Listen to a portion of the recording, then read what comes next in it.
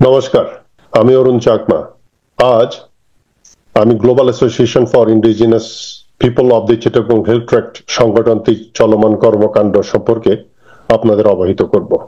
আপনারা জেনে থাকবেন যে গত 10ই নভেম্বর ইউরোপিয়ান ইউনিয়নের প্রতিনিধিগণ ঢাকা এসেছিলেন বাংলাদেশের শ্রম অধিকার ও মানবাধিকার বিষয়ে সরকার ও সংশ্লিষ্ট কর্তৃপক্ষের সাথে আলোচনার জন্য।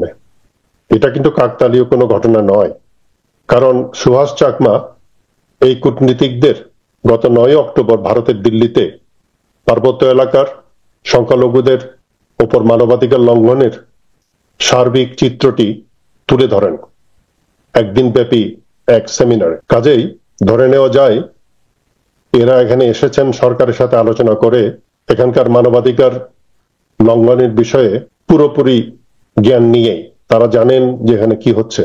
অতীত অভিজ্ঞতা থেকে আমরা বলতে পারি যে সরকার তাদের অবহিত করেছেন ঠিকই, কিন্তু আসল চিত্রটি হয়তো দেননি সঙ্গত কারণে। তাই একজন ভুক্তভোগী হিসেবে আমাদের এই সংগঠন থেকে আমরা আসল চিত্রটি বিশ্বের দরবারে তুলে দিতে সংকল্পবদ্ধ। যেমনটা আগেও বলেছি, আমাদের কোনো রাজনৈতিক পক্ষপাতিত্ব নাই, আমরা কোনো দল বা মতাদর্শের কাছে বাধা নই। আমাদের একমাত্র উদ্দেশ্য হলো পার্বত্য অঞ্চলের সংখ্যালঘু ও আদিবাসীদের উপর চাপে দেওয়া মানবাধিকার লঙ্ঘনের বিরুদ্ধে বিশ্ব জনমত প্রসার করা ও এই মানবাধিকার লঙ্ঘন যাতে বন্ধ হয় তার জন্য প্রয়োজনীয় উদ্যোগ নেওয়া, যার ফলে বাংলাদেশ সরকারের সাথে আমাদের কোনো বিরোধিতা নাই। আমাদের বিরোধিতা শুধু সরকার যন্ত্রের মানবাধিকার লঙ্ঘনের সাথে, কারণ পাহাড়ের প্রত্যন্ত অঞ্চলের মানুষের এসবের ব্যাপারে প্রতিবাদ করার কোনো ভাষা নাই, কোনো উপায়ও নাই, তারা শুধু মুখ বুজেই সহ্য করে। এখন আমাদের সকলের গর্ব, বাংলাদেশের গর্ব, প্রফেসর ইউনূস যখন সরকার প্রধান হলেন, অনেকের মতো আমিও মনে করেছিলাম তিনি পার্বত্যবাসীদের দুঃখ লাঘবের চেষ্টা শুরু করবেন, কারণ তিনি যে জেলার বাসিন্দা সেটা আমাদের পার্বত্য অঞ্চলের কাছেরই। তিনি জানেন এখানে কি হচ্ছে। তিনি যে বিশ্ববিদ্যালয়ে শিক্ষকতা করেছেন সেখানে অনেক সংখ্যালঘু আদিবাসী ছাত্রছাত্রী তার ছাত্র ছাত্রী ছিলেন, তিনি শুনেছেন। আমার বিশ্বাস করতে কষ্ট হবে কেউ যদি বলে যে তিনি এটা জানেন না। কিন্তু হতাশ হয়ে দেখলাম তিনিও তার সরকার দেশের জাতীয় সঙ্গীত কি হবে বা সংবিধান থেকে কিভাবে ধর্মনিরপেক্ষতা শব্দটি বাদ দেওয়া যায় সে নিয়েই গত শতাধিক দিন অতিবাহিত করেছেন সরকার প্রধান ও সরকার হিসেবে। আদিবাসী হত্যা, পাহাড়ের দাঙ্গা বন্ধের মতো গুরুত্বপূর্ণ বিষয়ে কোনো নজর না দিয়ে, যার ফলে এর প্রতিবাদ স্বরূপ ও নিরাপত্তার অভাবে এবছর পাহাড়ের বৌদ্ধ সম্প্রদায় তাদের খুব বড় ধর্মীয় অনুষ্ঠান কঠিনচিবর দানের মতো গুরুত্বপূর্ণ অনুষ্ঠান বর্জন করতে বাধ্য হয়েছে। এর পরেও তিনি এগুলো লুকিয়ে রাখেননি। তিনি প্রকাশ্যে সাক্ষাৎকারে বলেছেন যে পার্বত্য সমস্যা সমাধানের মতো সময় ওনার বা ওনার সরকারের নাই। এটা ঠিক, ওনার বিরাট দায়িত্ব, আর অনেক কিছু ওনার করার আছে, তবে শুরুটা তো উনি করতে পারতেন, যেটা নাকি অন্যান্য সরকার করেননি। কিন্তু আমাদের সেই আশা কোনো প্রতিফলন ওনার বাক্যে আমরা দেখছি না। এরপর গত 19 সেপ্টেম্বর সেনাবাহিনীর ছত্রছায়ায় বেআইনি সেটেলাররা যে দিঘিনালা ও খাগড়াছড়িতে আদিবাসীদের উপর আক্রমণ সহ হত্যা, বৌদ্ধ মন্দির পুড়িয়ে দেওয়া, বাড়িঘর ব্যবসা পুড়িয়ে দেওয়া যে তাণ্ডব ঘটিয়েছে তার কোনো সুরাহাও এখনো হয়নি। অ্যামনেস্টি ইন্টারন্যাশনাল সহ জাতিসংঘের মানবাধিকার সংস্থার নেতৃবৃন্দ এর নিন্দা করেছেন। ফলে এক উচ্চ ক্ষমতা সম্পন্ন সরকারি দল, যেখানে স্বরাষ্ট্র উপদেষ্টা লেফটেন্যান্ট জেনারেল জাহাঙ্গীর আলম চৌধুরী, পার্বত্য উপদেষ্টা প্রাক্তন রাষ্ট্রদূত সুপ্রদীপ চাকমা, ভূমি ও স্থানীয় সরকার বিষয়ক উপদেষ্টা হাসান আরিফ মহোদয় ক্ষতিগ্রস্ত এলাকা পরিদর্শন করেন এবং এর নিরপেক্ষ তদন্তের নির্দেশ দেন। তারপর 26 সেপ্টেম্বর চট্টগ্রামের বিভাগীয় কমিশনারের নির্দেশে চট্টগ্রামের অতিরিক্ত বিভাগীয় কমিশনার মোহাম্মদ নুরীকে দায়িত্ব দিয়ে 14 দিনের মধ্যে তদন্ত করে একটি নিরপেক্ষ রিপোর্ট দেওয়ার নির্দেশ দেন। আমাদের তথ্য মতে জনাব নুরী গত 10ই অক্টোবর তার রিপোর্ট দাখিল করেন সরকারের কাছে, কিন্তু কোনো এক অদৃশ্য শক্তির প্রভাবে সেই রিপোর্ট এখনো প্রকাশ করা হয়নি। যা খুবই হতাশাব্যঞ্জক। আমরা প্রফেসর ইউনূসকে লিখিত অনুরোধ জানাই এই রিপোর্টটি প্রকাশ করার জন্য, যাতে আমরা দেখতে পারি যে ওখানে কি হয়েছে, সঠিক চিত্রটি যাতে সবাই দেখতে পারে।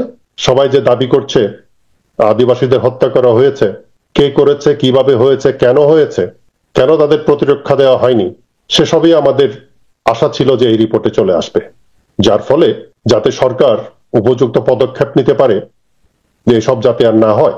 কিন্তু সেটা আমরা দেখতে পেলাম না। আজ 26শে নভেম্বর, আমার জানা মতে এখনো সেই রিপোর্ট প্রকাশ করা হয়নি। ইতিমধ্যে আপনারা জানেন যে ছাত্র জনতার দাবিতে দেশের সংবিধানের পরিবর্তনের পরিকল্পনা করা হয়েছে, যেখানে অনেক ব্যাপার উঠে এসেছে, কোনটা বদলানো হবে, কোনটা রাখা হবে, কোনটা বাংলাদেশ ও বিশ্বের সাথে তাল মিলিয়ে সামঞ্জস্যপূর্ণ। তো আমরা আশা করেছিলাম সংবিধান পরিমার্জনের সময় বাংলাদেশের সব সম্প্রদায়ের, সব জাতি, দল, মত নির্বিশেষে মতামত চাওয়া হবে, যাতে এই সংবিধানটি নিখুঁত হয়, যেগুলো আগে করা যায়নি, বা ইচ্ছাকৃতভাবে কোনো সরকার তাদের নিজের দলীয় ইচ্ছাকে চাপিয়ে দিয়েছেন এই সংবিধানের মাধ্যমে। কিন্তু অতীব দুঃখের সাথে আমরা দেখছি যে এই সংবিধান রিভিউ কমিটিতে সংখ্যালঘুদের কোনো বা আদিবাসীদের কোনো প্রতিনিধি রাখা হয়নি। এই প্রতিনিধি রাখা প্রয়োজন, কারণ একজন সংখ্যালঘু আর একজন আদিবাসী বুঝবে কোনটাতে তার অধিকার খর্ব করা হয়েছে, এবং আলোচনায় অংশ নিতে পারবে কি করলে সেটা শুধরানো যায়, যাতে এই সংখ্যালঘু ও আদিবাসীরা বাংলাদেশের নাগরিকের পূর্ণ অধিকার উপভোগ করতে পারে, এবং দুর্বল সংখ্যালঘু ও আদিবাসী হিসেবে তাদের নিরাপত্তা থাকে, যাতে এই সংবিধানের উপরে ভিত্তি করে তারা নিজেদের নিরাপদ বোধ করে, মনে করে যে তারা এই সংবিধানের দ্বারা নিরাপত্তার দাবিদার। কিন্তু যেটা বলেছি, সংখ্যালঘুদের কোনো প্রতিনিধি ওখানে রাখা হয়নি, বরঞ্চ খবরে আমরা যা দেখি তাতে যেসব প্রস্তাব আনা হচ্ছে সেগুলো বর্তমান সংবিধানে সংখ্যালঘুদের সম্পর্কে যা বলা হয়েছে তার থেকেও খারাপ হবে। যেমন শোনা যাচ্ছে ধর্মনিরপেক্ষতা যে ক্লজটি ওখানে আছে সেটা তুলে দেওয়া হবে। এতে একজন মানবাধিকার কর্মী হিসেবে আমি বা আমরা শঙ্কিত, কারণ এতে সংখ্যাগরিষ্ঠদের সংখ্যালঘুদের প্রতি যে মনোভাব তা কোনো ভালোর দিক নির্দেশনা দিচ্ছে না। আমরা মনে করি এসব অবস্থার আসল রূপ বিশ্ববাসী ও মানবাধিকার বিষয়ে যুক্ত জাতিসংঘ সহ সব সংগঠনের দৃষ্টিগোচর করা প্রয়োজন। সেই উদ্দেশ্যে Global Association for Indigenous Peoples of the Chittagong Hill Tract এর পক্ষ থেকে আমরা গতকাল স্কটিশ পার্লামেন্টের cross party parliamentary group on বাংলাদেশের হস্তক্ষেপ চেয়ে আবেদন করেছি। সেটি আপনারা আমাদের সংগঠনের ওয়েবসাইটে দেখতে পাবেন যদি দেখতে চান। আবার একটি কথা না বললেই নয়, প্রফেসর ইউনূস আমাদের গর্ব, একমাত্র নোবেল বিজয়ী আমাদের দেশ থেকে। তার উপদেষ্টা পরিষদের সদস্যগণও প্রতিষ্ঠিত জন এবং অতীব সম্মানিত। আমি বিশ্বাস করি তাদের এই সংখ্যালঘু ও আদিবাসীদের কল্যাণের ব্যাপারে সদিচ্ছার কোনো ঘাটতি নেই, কিন্তু তাদের গত শতাধিক দিনের কর্মকাণ্ডে তার কোনো প্রতিফলন নেই।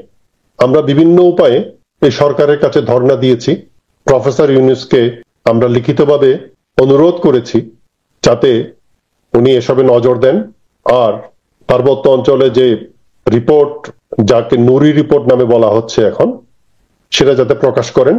কিন্তু কোনো ফল না পেয়ে বিশ্ব অন্যান্য শুভাকাঙ্ক্ষীদের আমরা দ্বারস্থ হয়েছি, যা কোনো ক্রমে সরকারের বা দেশের বিরোধিতা করা নয়।